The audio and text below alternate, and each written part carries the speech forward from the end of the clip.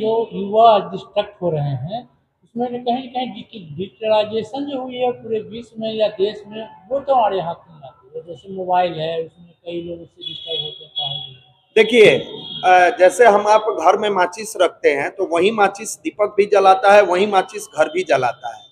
इस्तेमाल करने का तरीका अगर मालूम नहीं होगा, यही डिजिटल की अगर हम बात करते हैं, डिजिटल इंडिया की या डिजिटल वर्ल्ड की, तो हम लोग घर तक सूचना आसानी से नहीं पहुंचा पाते थे पहले। आज घर बैठे हम वीडियो कॉलिंग बात करते हैं।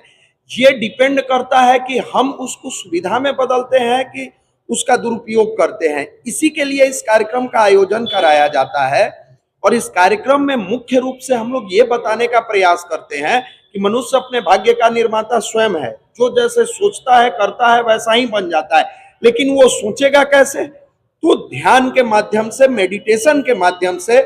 जैसे हर चीज को आप अपने अनुसार गाड़ी चलाते हैं, उसके लिए ब्रेक है कि ब्रेक देंगे तो गाड़ी रुक जाएगी, लेकिन हमारा मन इतना चंचल है कि इसका कोई ब्रेक नहीं है। इसका एकमात्र ब्रेक है मेडिटेशन, ध्यान। और उस प्रक्रिया में आज की युवा पीढ़ी नहीं जाती है। घंटों रील्स देखेगा, समय लगाएगा, वहां उसको कोई दिक्कत नहीं है, लेकिन उसी युवा को आप कहिए कि 30 मिनट 20 मिनट तुम अपने लिए समय निकालो, ध्यान के लिए समय निकालो, तो कहता है ये आउटडेटेड है। जबकि ये कंप्लीट साइंस है, मेडिटेशन कंप्लीट साइंस है।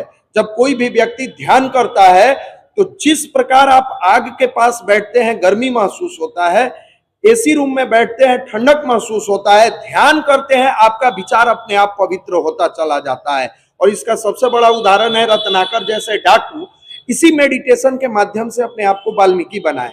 अंगुलीमाल जैसा व्यक्ति बुद्धम शरणम गच्छामि, बुद्ध के शरण में गया। तो अगर एक स्टूडेंट नियमितता पूर्वक 20 से 30 मिनट ध्यान करे, या कोई भी व्यक्ति 20 से 30 मिनट ध्यान करता है, तो वो डिस्ट्रैक्शन से बचता है, अपने आप को कंसंट्रेट करता है, जिससे वो सही रास्ते को तय करता है। और वहां जब उसके हाथ में ये डिजिटल की दुनिया जाएगी, फिर उसको डाइवर्ट नहीं करेगा। तो हमें इस्तेमाल कैसे करना है, इसके बारे में ध्यान के माध्यम से बताया जाता है कि क्या सही है और क्या गलत है। आज का प्रेस वार्ता करने का क्या मुख्य उद्देश्य है? जी नमस्कार।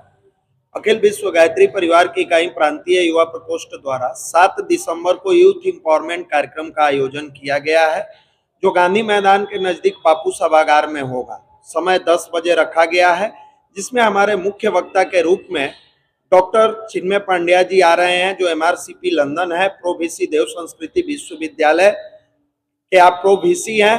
पूरे वर्ल्ड वाइड आपका लेक्चर खास करके युवाओं के बीच में होता है।